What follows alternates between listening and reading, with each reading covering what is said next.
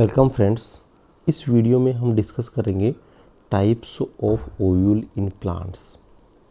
Basically ये बहुत बार exams में, बहुत सारे एग्ज़ाम्स में ये क्वेश्चंस पूछा जाता है कि based on their structure there are different types of the ovule. कभी कभी क्या होता है कि उस स्ट्रक्चर के बारे में डिफ़ाइन कर देता है एग्ज़ाम में और फिर उसका नाम पूछता है कि this type of ovules name बताओ उसका। तो ऐसे बहुत सारे क्वेश्चंस एग्ज़ाम में पूछे जाते हैं।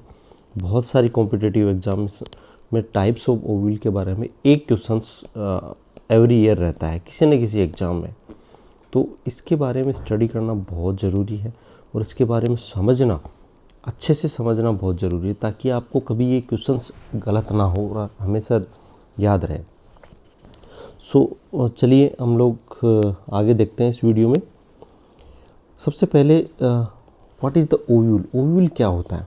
जैसे कि हम लोग जानते हैं कि ओव्यूल एक फीमेल रिप्रोडक्टिव पार्ट होता है। फीमेल रिप्रोडक्टिव पार्ट होता है। बेसिकली क्या होता है कि जैसे हम लोग किसी भी फ्लावर का स्ट्रक्चर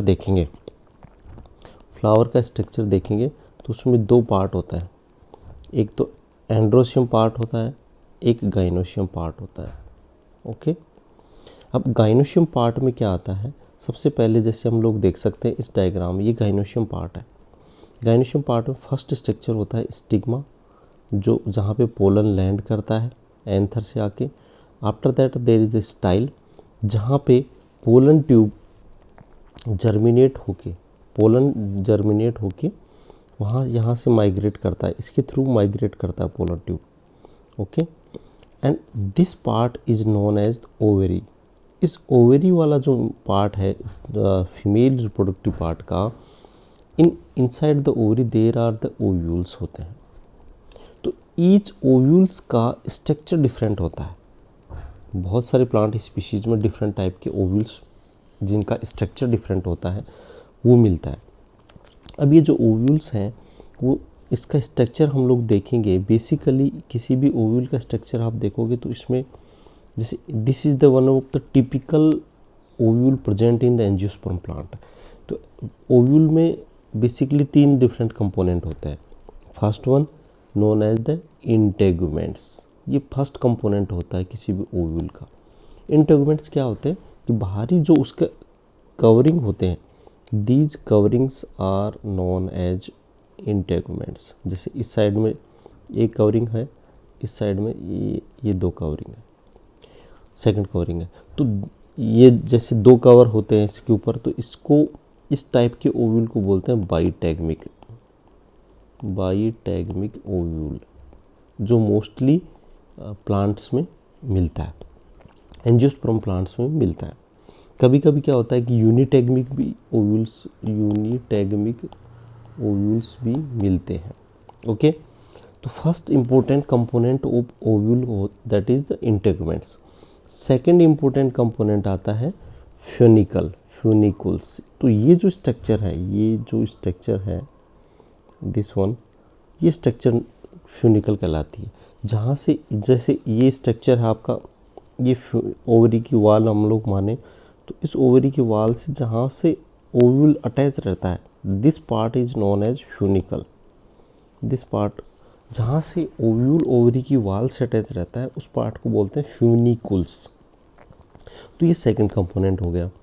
थर्ड कंपोनेंट जो होता है, इसके अंदर बहुत ही इंपॉर्टेंट कंपोनेंट होता है, जहाँ से फर्दर किसी भी प्लांट की लाइफ स्टार्ट होती है, दैट इज़ नोन एज, इसके अंदर जो स्ट्रक्चर है एक, this structure is known as embryo sac.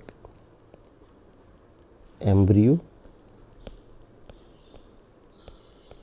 Sac. अब एम्ब्रियो सैक के बारे में हम लोग डिटेल में, जब सेक्सुअल रिप्रोडक्शन वाला वीडियो होगा उसमें हम लोग डिस्कस करेंगे। सेक्सुअल रिप्रोडक्शन वाले वीडियो में हम लोग डिस्कस करेंगे और आप उसको वीडियो को देख सकते हैं कि एम्ब्रियो सैक क्या होता है, कैसे इसका फॉर्मेशन होता है, कैसे इसका डेवलपमेंट होता है और इसका क्या रोल है। तो that we will discuss in separate video, that is in sexual reproduction video. Okay, so this embryo sac is very important for fertilizations or endosperm development. Embryo sac में क्या होता है, एक एग सेल होता है, सिनर्जिड सेल्स होती हैं egg cell के पास में, और कुछ एंटीपोडल सेल्स होती हैं जो आपको इस अपोजिट पोल पे दिख जाएंगी। ओके, अब एक इम्पोर्टेंट चीज़ आती है इसमें कि ये जो आपका हम लोग बात कर रहे हैं, 3 कंपोनेंट हमने देख लिए अभी। फर्स्ट वन देखा हमने, इंटेगुमेंट्स देख लिए, उसके बाद में हमने देख लिया उसका फ्यूनिकल्स पार्ट देख लिया। थर्ड इम्पोर्टेंट पार्ट हमने एम्ब्रियोसेक स्टडी कर लिया। अब इम्पोर्टेंट चीज़ ये आती है कि इसके अंदर जो अटैचमेंट्स होते हैं, इसकी जो अंदर वाला पार्ट होता है इंटेगुमेंट्स के, that part is known as nucellus. Okay, अब न्यूसिलस के बारे में इससे ज़्यादा जानने की ज़रूरत नहीं है, लेकिन एक इम्पोर्टेंट कंपोनेंट्स इसमें आते हैं, वो पार्ट्स हम लोग बोल सकते हैं, दैट इज़ नोन एज चैलेजा और माइक्रोपाइल। जनरली ये पार्ट्स नहीं होते, कंपोनेंट नहीं होते ओव्यूल्स के, these are the position of ovule, position of ovule. जैसे एक जहाँ पे इंटेगुमेंट्स का ओपनिंग होता है, जहाँ पे इंटेगुमेंट्स का ओपनिंग्स रहता है, that part is known as the micropyle. और जहाँ पे इंटेगुमेंट्स का कवरिंग रहता है, जैसे यहाँ पे कोई गैप नहीं है, that part is known as chalaza. Okay, so basically यदि हम लोग देखें तो जो ओव्यूल्स का क्लासिफिकेशन किया गया है, ओव्यूल का क्लासिफिकेशन जो दिया गया है, हम लोग आगे स्टडी करेंगे, वो क्लासिफिकेशन बेस्ड किसकी बेस्ड पे है। फर्स्ट वन तो माइक्रोपाइल की पोजीशन, दूसरा चैलेजा की पोजीशन, थर्ड वन इज फ्यूनिकल्स की पोजीशन। दैट इज दिस चैलेजा की पोजीशन, माइक्रोपाइल की पोजीशन और फ्यूनिकल्स की पोजीशन के बेसिस पे ये जो क्लासिफिकेशन है वो दिया गया है। Now clear. सो अब हम लोग देखते हैं आगे आपका डिफरेंट टाइप्स ऑफ ओव्यूल क्या होता है। ओके, जैसे कि ऑलरेडी हम लोग डिस्कस कर चुके हैं कि there are the 3 different parts of ovule. First one is the integument, second one is the nucleus, third one is the embryo sac. This embryo sac is also known as female gametophyte or mega gametophyte which is formed from haploid megaspore. ये हम लोग second video, हमारा जो next video है उसमें discuss करेंगे, sexual reproduction वाले video में डिस्कस करेंगे कि जो हैप्लॉइड मेगास्पोर से मेगा गैमेटोफाइट कैसे डेवलपमेंट होता है। Okay, now this mega gametophyte produce an egg cell for purpose of fertilization, and this the attachment ovule is attached to the placenta by a stalk called funicle. This funicle provide nourishment to the ovules. Already we have discussed this kind of structure of ovule. Now next is the first type of ovule, that is known as orthotropous ovule. orthotropous ovule में क्या होता है, जैसे कि हम लोग पहले discuss कर चुके हैं कि इनका जो क्लासिफिकेशन है वो बेस्ड है किस पे, चैलेजा, माइक्रोपाइल और फ्यूनिकल की पोजीशन पे, इनकी पोजीशन पे डिफाइन किया गया है कि किस टाइप तरह का ओव्यूल इसको कहेंगे हम लोग। तो फर्स्ट टाइप का जो ऑर्थोट्रोपस ओव्यूल है, इसमें ये तीनों क्या होते हैं, जो चैलेजा वाला पार्ट है, ये चैलेजा वाला पार्ट है, ये माइक्रोपाइल है और ये फ्यूनिकल है। तो ये एक स्ट्रेट लाइन में होते हैं, स्ट्रेट लाइन में होता है, that is known as orthotropous ovule. Okay, so micropyle, chalaza and funicles are in straight line, that kind of ovule is called as orthotropous ovule. And what are the examples, piperaceae and polygonaceae families में this type of ovule present होता है। Okay, clear. Next is the anatropous ovule. अब anatropous ovule कैसा क्या होता है, anatropous ovule में क्या होता है, बहुत इंपॉर्टेंट है। सबसे पहले तो जो इम्पोर्टेंट थिंग्स आती है एनाट्रोपस ओव्यूल के बारे में कि this is one is the most common type of ovule prevailing in angiosperm plants. Means exam में बहुत बार पूछा जाता है कि कौन सा ओव्यूल मोस्ट कॉमनली मिलता है एंजियोस्पर्म प्लांट में, या किसी भी पर्टिकुलर फैमिली का नाम भी दे देगा वो, तो that is known as anatropous ovule. Okay, anatropous ovule. Next आता है आपका इसका स्ट्रक्चर। अब इसके स्ट्रक्चर में क्या होता है, जस्ट आप एक इसको डायग्राम को देखिए, पहले भी हम लोग देख चुके हैं। आपका ये है चैलेजा वाला पार्ट, ओके, आपका ये है माइक्रोपाइल वाला पार्ट, और आपका ये पार्ट है फ्यूनिकल वाला पार्ट। फ्यूनिकल्स यहाँ पे है। तो आप इसमें देखोगे ना तो क्या मिलेगा आपको कि जो माइक्रोपाइल वाला पार्ट एकदम जस्ट पास में फ्यूनिकल के, और चैलेजा वाला पार्ट ऊपर साइड में है। मतलब ये जो स्ट्रेट पोजीशन थी ऑर्थोट्रोपस से, उससे थोड़ा सा ये ऐसे बेंट हो गया, ये ऐसे बेंट हो गया है ओव्यूल। सो बिकॉज ऑफ इस bending the micropyle part is lies near to funicle part, तो इसी कारण से इसको एनाट्रोपस ओव्यूल बोलते हैं। सो जैसे in this type of ovule micropyle is in downward position, downward position हो गया near to the funicle, and chalejal end is on upper positions, that's why it is called anatropous ovule. Clear? Next is amphitropous ovule. amphitropous मतलब जैसे इसमें already amphi word जहाँ पर आ गया ना, amphi मतलब होता है बोथ, ओके। तो एम्फी में क्या होता है, एम्फीट्रोपस ओव्यूल में क्या होता है, in this kind of ovule micropyle is very near to funicle. You can see here micropyle near to funicle रहेगा। माइक्रोपाइल सबसे पास में तो एनाट्रोपस ओव्यूल में भी था, एनाट्रोपस ओव्यूल में भी micropyle just near to funicle था, but the embryo sac becomes curved and horseshoe shaped. इसमें क्या होता है, इसका बहुत ही इंपॉर्टेंट फीचर है ये एम्फीट्रोपस ओव्यूल का, कि इसका जो एम्ब्रियो सैक पोर्शन है वो भी कर्व्ड हो जाता है। ऑफ कोर्स जो एग सेल है वो माइक्रोपाइल वाली साइड में ही रहेगी, जो एग सेल्स हैं वो माइक्रोपाइल वाले एंड पे ही रहेगी, बट ये और जो एंटीपोडल सेल्स हैं वो चैलेजा वाले पार्ट पे ही रहेगी। बट ये जो कर्व्ड स्ट्रक्चर हो जाता है ऐसे हो जाएगा, एक होर्सशू शेप टाइप का ओव्यूल आपका बन जाएगा, जिसमें एग सेल्स भी रहेंगी, सिनर्जिड्स भी रहेंगी, सेंट्रल सेल भी रहेंगी और एंटीपोडल सेल्स भी रहेंगी। That's why it is called as amphitropous ovule. Amphi मतलब बोथ है। अब बोथ का मतलब क्या आता है कि इसमें जो ओव्यूल का बॉडी है वो भी कर्व्ड हो जाएगा। ओव्यूल का बॉडी भी आपको देखोगे तो थोड़ा सा ऐसे ऐसे मुड़ा हुआ है। भाई ऑर्थोट्रोपस में एकदम स्ट्रेट रहेगा, लेकिन एनाट्रोपस में सिर्फ बॉडी कर्व्ड होगा, और एम्फीट्रोपस में बॉडी भी कर्व्ड होगा और एम्ब्रियो सैक भी कर्व्ड होगा।